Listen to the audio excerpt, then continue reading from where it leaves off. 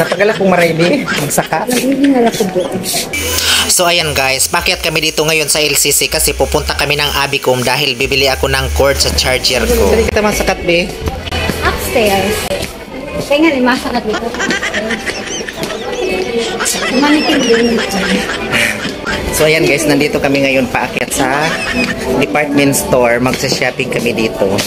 Ay, summer na, be. Meron ditong mga naka-ano, swimsuit. Ay, sus Maria Josep, nakakapagod, nakakahingal mag-akyat dito guys sa LCC. Dito kami guys dadaan sa may mga garments.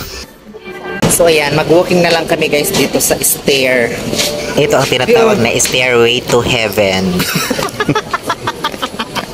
So ayan guys, nandito na kami sa Abicom. Balikan ko na biso so cord na sinasabi ko kanina sa'yo. Opo, wait lang sir, Napagalo na ko bing dipungal kasi. Okay, sulat mo yun. Tari nga lang marami. Ano yan? Mabay dati. Ito ang due date ko. March 9. Baya din na duman. Ano yan? Magkatong po. Bakalan mo ako sa DB. Ito pang text lang to. Yan mga kinabita mo Uli pa marami dito mga medyo mura-mura dito.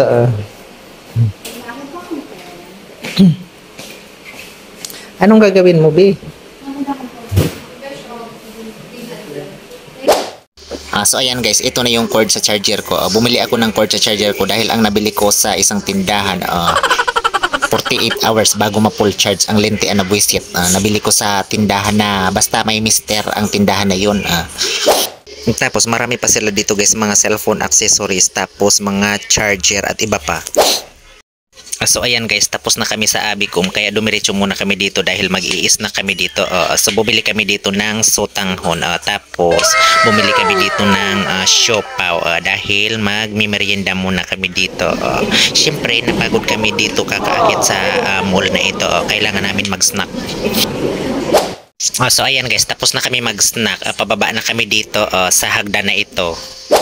Mayroon pala ditong mga mga nakapanty.